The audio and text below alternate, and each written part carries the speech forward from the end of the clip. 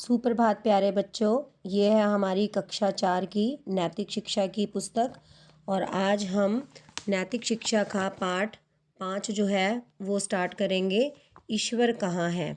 तो प्यारे बच्चों, ईश्वर जो है वो सब जगह रहता है, हम सब के अंदर ईश्वर है। तो चलो आज हम इस पाठ का अध्ययन करेंगे। माता पिता और आचार्य ये तीनों गुरु कहलाते हैं। माता पहला गुरु है। बच्चे को पहली शिक्षा माता से ही मिलती है। माता बच्चे को व्यवहारिक शिक्षा देती है। प्यारे बच्चों, जो बच्चे की जो पहली शिक्षक होती है वो माता ही होती है। माता से ही बच्चा जो है वो अपने शुरू का व्यवहारिक जो ज्ञान है वो उसे प्राप्त होता है। माता बच्चे को व्यवहारिक शिक्षा देती है, उसे अपने शरीर के अंगों का, सगे संबंधियों का, बच्चे के संपर्क में आने वाले पशु पक्षियों का ज्ञान कराती है। उसे उठना बैठना, हंसना बोलना, दूसरों का आदर प्यार करना सिखाती है। तो प्यारे बच्चों, ये सब बातें जो है हम अपनी माँ से सीखते हैं। माँ से हम कैसे उठना है, बैठना, हंसना बोलना, कैसे हमें दूसरों की रिस्पेक्ट करनी है, बड़ों का कहना मानना है, छोटों से प्यार से बात करनी है, और हमें हमारे शरीर के अंगों के बारे में, हमारे रिश्तेदारों के बारे में, ये सब बातें हम अपनी माँ से ही सीखते हैं। माता पुत्र को जो शिक्षा देती है उसमें पिता भी सहयोग करता है। जब बच्चा बड़ा होता है तो उसकी जिज्ञासाएं भी बढ़ने लगती हैं। इन जिज्ञासाओं को उन्नत और प्रोत्साहित करने की मुख्य जिम्मेदारी पिता की होती है। माता सहयोग करती है। आचार्य का शिक्षा संबंधी उत्तरदायित्व उपनयन संस्कार के साथ या यूँ कहें कि विद्यालय में प्रवेश के साथ आरंभ होता है। तो प्यारे बच्चों, जब माता जो है पुत्र को शिक्षा देती है तो उसमें पिता का भी उतना ही सहयोग होता है जितना माँ का सहयोग होता है। बच्चा जैसे जैसे बड़ा होता है उसे क्यूरियोसिटी होती है, उसे जिज्ञासा होती है कि ये चीज़ क्या है, ये कैसे होती है। तो इन सब की जिज्ञासाओं को एक पिता जो है वो के उसके बारे में जो पिता है वो बताता है, और इन सब बातों की जिम्मेदारी जो है वो पिता की होती है और उसमें माता जो है अपना सहयोग करती है। आचार्य आचार्य बेटा एक मतलब टीचर, एक गुरु, जो इसकी शिक्षा का दायित्व जो है वो विद्यालय में शुरू होता है। जब आप बच्चों स्कूल में जाते हो, एक घर के परिवेश से निकल कर जो आपको माता पिता ने सिखाया होता है, उसके अलावा जब आप स्कूल में जाते हो तो वो आप अपने गुरु, अपने टीचर से सीखते हो। आगे जाकर पुराने समय में बड़ों के प्रति शालीनता के तथा ईश्वर भक्ति के संस्कार बचपन में ही डाल दिए जाते थे।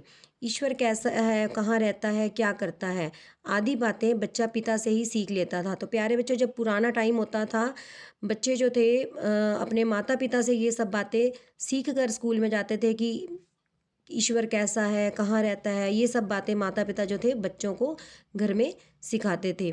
उन दिनों आजीविका की समय इतनी विकट नहीं थी। पिता को इतना समय आसानी से मिल जाता था कि वह पुत्र की शंकाओं को दूर करने के साथ साथ उसमें अच्छे संस्कार डाल सके। पहले जो बेटा ये टाइम होता था कि माता पिता जो थे अपने बच्चों के साथ बहुत अच्छा टाइम स्पेंड करते थे। उस समय जो थे, उस समय के काम के अनुसार पिता जो था साथ साथ अपने पुत्र की शंकाओं को, मतलब जो उनके अंदर कुछ जानने की इच्छा होती थी, उनको शांत करते थे। उनके अंदर जो थे वो अच्छे संस्कार डालते थे। उसी समय के एक पुत्र ने पिता से पूछा, पिताजी, हम परमात्मा को मानते हैं, वह सब कुछ जानता है, सब कुछ देखता है, उससे कोई वस्तु, कोई बात छिपी नहीं है, वह दयालु और न्यायकारी है, हमें जन्म देने वाला, पालने वाला और मिटाने वाला भी है। वह हमारे भले बुरे सब तरह के कर्मों को देखता है और उनका उचित फल देता है, ऐसा भी हम मानते हैं। पर वह रहता कहाँ है और कैसा है, यह हम नहीं जानते। आपको ये सब मालूम होगा, अतः मुझे भी बताइए। बेटा, हम ये सोचते हैं जब भी हम कोई काम करते हैं तो हम ये सोचते हैं कि हमें कोई देख रहा है या नहीं देख रहा।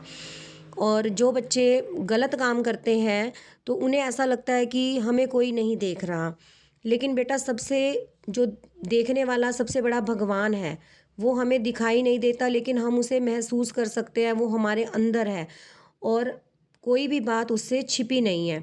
तो एक पुत्र जो है वो अपने उस समय के टाइम का जो पुत्र है वो अपने पिता से ये सब बातें पूछ रहा है कि परमात्मा सब कुछ जानता है, सब कुछ देखता है, कोई भी उससे बात छिपी नहीं है।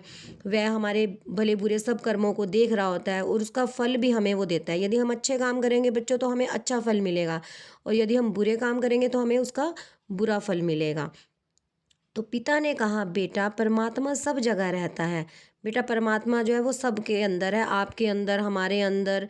जिसने इस दुनिया को बनाया है तो वह सबके अंदर है परमात्मा। संसार के कण कण में उसका निवास है, पर वह निराकार है, उसका कोई आकार नहीं है। हम उसे देख नहीं सकते, जैसे हम वायु को नहीं देख सकते, सिर्फ हम उसे महसूस कर सकते हैं, इसी प्रकार हम भगवान को सिर्फ महसूस कर सकते हैं। निराकार होने के कारण वह हमें दिखाई नहीं देता। इन कानों से हम उसकी आवाज़ नहीं सुन सकते, हमारा हाथ उसे छू नहीं सकता, ये आंखें उसे देख नहीं सकती, रसना या जीभ उसे चख नहीं सकती, नाक से उसे सूंघा नहीं जा सकता, उसे बुद्धि के द्वारा विचारा जाता है, मन से मनन किया जाता है, आत्मा से अनुभव किया जाता है, योग साधना से पाया जाता है। बेटा परमात्मा जो है वो सब जगह विद्यमान होता है, उसे हम देख नहीं सकते, छू नहीं सकते, उसे हम चख नहीं सकते कि हम उसे जैसे हम हवा जो है बेटा, हवा जो है, हमें हवा के बारे में कैसे पता चलता है? पेड़ हिल रहे हैं, पेड़ पौधे पत्ते हिल रहे हैं तो हमें उस पता चल रहा है कि हवा चल रही है, हम उसे देख नहीं सकते। इसी प्रकार उस परम पिता परमात्मा को हम सिर्फ अनुभव कर सकते हैं, उसे देख नहीं जा सकते। कहा है हर जगह मौजूद है पर वह नज़र आता नहीं, योग साधना के बिना उसको कोई पाता नहीं। पुत्र ने कहा, मैं समझ नहीं पाया, कुछ और खोलकर समझाइए। पुत्र को समझाने के लिए पिता ने एक मुट्ठी नमक लिया और उसे दिखाकर वह नमक पानी से भरे हुए एक शीशे के जग में डाल दिया। पानी को कुछ हिलाकर उसने पुत्र से कहा, देखो और बताओ कि नमक कहाँ है। बेटा जिस प्रकार पानी में हम नमक डालते हैं और वो थोड़ी टाइम बाद घुल जाता है और वो हमें दिखाई नहीं देता, सिर्फ हम उसको चख सकते हैं कि वो इसके अंदर, इस पानी के अंदर नमक है। पुत्र ने कहा कि नमक तो पानी में मिल गया। पिता ने पूछा, दिखता है क्या, नमक दिखाई दे रहा है? पुत्र ने उत्तर दिया, दिखता तो नहीं, अदृश्य हो गया, पर है या नहीं, है तो है, कहाँ, सारे पानी में। इसी तरह बच्चों परमात्मा जो है वो दिखाई नहीं देता लेकिन सब जगह विद्यमान है। पिता ने कहा, बेटा इस नमक को आंखों से नहीं देखा जा सकता, पर इस पानी की हर बूंद में नमक है। नमक के होने को पानी का स्वाद बताएगा, हमारी आंखें नहीं बताएंगी। परमात्मा भी इसी प्रकार इस सारे संसार में है, सभी वस्तुओं के कण कण में है, पर उसे हमारी जीभ भी नहीं बता सकती। नमक पहले दिख रहा था, अब नहीं दिख रहा, किंतु परमात्मा को कभी भी आँखों से या दूसरी बाह्य इंद्रियों से नहीं जाना जाता। उसे सिर्फ हम अपने मन के ज्ञान से, मन की इंद्रियों से हम उसे देख सकते हैं, उसे महसूस कर सकते हैं। उसे अंदर की आँख से अपने ही अंदर देखा जाता है, पर जब उसके दर्शन हो जाते हैं तो फिर जब सब जगह वह ही वह दिखाई देता है। तो इसी तरह प्यारे बच्चों, इन पशु पक्षियों में, पेड़ पत्तों में, हम सब में, तुम में, हम सब के अंदर भगवान है। उसे हम महसूस कर सकते हैं, उसे देख नहीं सकते। दही में घी है पर दिखाई नहीं देता, उसे निकालने के लिए दही को मथना पड़ता है। तिलों में तेल है पर दिखता नहीं है, तेल पाने के लिए तिलों को पिलना पड़ता है। लकड़ी और पत्थर में छिपी आग को देखने के लिए उन्हें रगड़ना पड़ता है। इसी प्रकार हमारे अंदर तथा बाहर के सारे संसार में उस परमात्मा को अंदर की आंखों से देखने के लिए योग की आवश्यकता है। प्यारे बच्चों, जिस प्रकार दही में घी दिखाई नहीं देता, तिलों में तेल दिखाई नहीं देता, उसको पीसना पड़ता है, उसको पीलना पड़ता है। इसी प्रकार यदि हम परमात्मा को पाने चाहते हैं तो हमें योग साधना से अपने अंदर झांकना होगा, अपने अंदर मनन करना होगा, तभी हम उस परम पिता परमात्मा को पा सकते हैं। उसे ध्यान के द्वारा अनुभव करने के लिए आत्मा और परमात्मा के मेल की साधना आवश्यक है। पिता के इस प्रकार समझाने पर पुत्र समझ गया कि सब जगह रहते हुए भी परमात्मा दिखाई क्यों नहीं देता और उसे कैसे देखा जा सकता है। तो बेटा शिक्षा क्या है, हमें इस लेसन से क्या शिक्षा मिलती है? हमारा अच्छा या बुरा कोई भी काम परमात्मा की नज़र से छिपा नहीं है। अच्छे काम का अच्छा फल होता है, बुरे काम का बुरा फल होता है। अतः हमें सदा अच्छे ही काम करने चाहिए, क्योंकि ईश्वर सब कुछ देख रहा है। तो प्यारे बच्चों, do right things when no one is looking. हमेशा हमें सही काम करना चाहिए, चाहे हमें कोई देख रहा है या नहीं देख रहा, क्योंकि सबसे बड़ा परम पिता परमात्मा जो है वो हमें देख रहा है। इसलिए हमें अच्छे कर्म करने चाहिए। तो प्यारे बच्चों, आप इस लेसन को आपका अध्ययन करेंगे और यह बहुत ही इंटरेस्टिंग लेसन है। तो सब इस लेसन का अध्ययन करेंगे। Thank you.